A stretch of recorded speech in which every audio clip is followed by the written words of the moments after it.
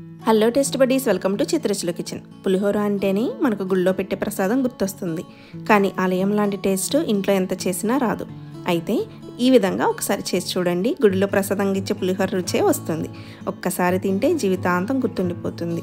ఆ స్వాది, ఆ సాంప్రదాయం ఇప్పుడు ఇంట్లోనే పక్కా ఆలయ శైలిలో తయారు చేసుకోవచ్చు. ఎలాగో చూద్దాం. ఇప్పుడు ఒక గ్లాసు బియ్యము తీసుకుందాము. ఒక గ్లాసు బియ్యానికి 2 గ్లాసుల నీళ్లు పోసుకోవాలి.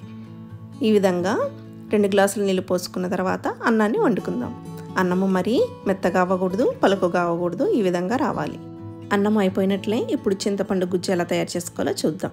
ముందుగా ఇట్లాగా 2 నిమ్మకాయల సైజు అంత చింతపండు తీసుకొని బాగా కడిగి పక్కన పెట్టుకోవాలి. అందులో కొన్ని నీళ్లు పోసుకున్న తర్వాత ఒక కరివేపాకు రెబ్బ వేయాలి. అలాగే 3 ఎండుమిరపకాయలు వేయాలి.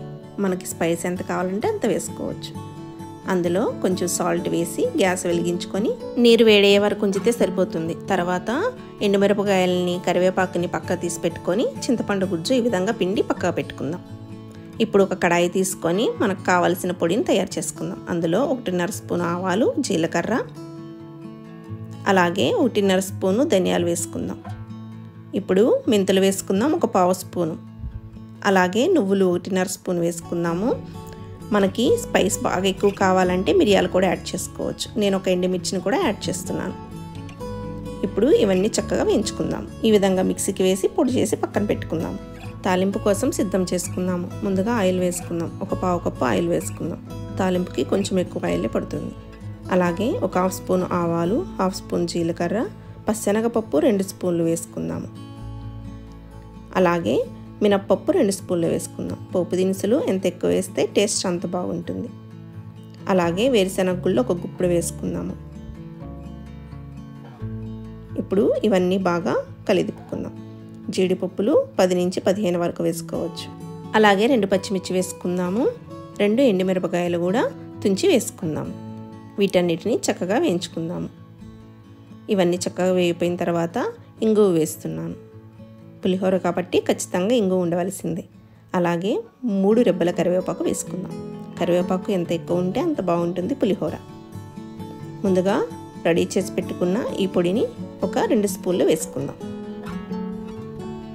ఇప్పుడు ముందుగా సిద్ధం చేసి పెట్టుకున్న చింతపండు పులుసుని పోసుకుందాం.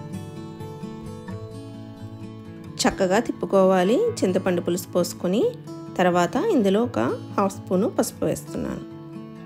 ఇప్పుడు మంచిగా తిప్పుకున్న తర్వాత అలాగే ముందుగా మనం పక్క తీసి పెట్టుకున్న ఎండుమిర్చి, కరివేపాకును కూడా వేసుకుందాం. ఒక చిన్న బెల్లం ముక్క వేస్తున్నాను.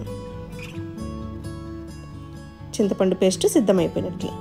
ఇప్పుడు పులిహోరను కలుపుకుందాము. ముందుగా వండి పెట్టుకున్న అన్నాన్ని ఒక ప్లేట్లోకి తీసుకుందాం.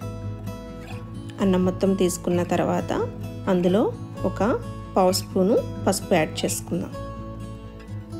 ఇప్పుడు మనము సాల్ట్ యాడ్ చేసుకుందాము. నేను 1 స్పూన్ వేసాను. అలాగే ఆయిల్ ఒక 2 స్పూన్లు వేసుకుందాం. దీన్ని చక్కగా కలుపుకుందాం. మెతుక్కి పట్టే విధంగా ఈ విధంగా కలుపుకోవాలి. ఈ విధంగా కలిపి పక్కన పెట్టుకున్న తర్వాత ఇప్పుడు మనం ముందుగా తయారు చేసి పెట్టుకున్న చింతపండు గుజ్జు యాడ్ చేసుకుందాం. పులుపుకు తగ్గట్టుగా చింతపండు గుజ్జుని యాడ్ చేసుకోండి. నేను 1/2 కప్పు యాడ్ చేశాను. ఈ గుజ్జు కూడా అన్నానికంతా పట్టే విధంగా చక్కగా కలుపుకుందాం. అంతేనండి, టెంపుల్ స్టైల్ పులిహోర సిద్ధమైనట్లే. ఈ పులిహోర మీరు తింటే ఎంతో కమ్మగా, అమృతంగా ఉంటుంది. అచ్చం గుడిలో తిన్నట్టే ఉంటుంది. ఒకసారి ట్రై చేసి చూడండి. మరిన్ని వీడియోస్ కోసం నా ఛానల్ని ఫాలో అవ్వండి, సబ్స్క్రైబ్ చేసుకోండి.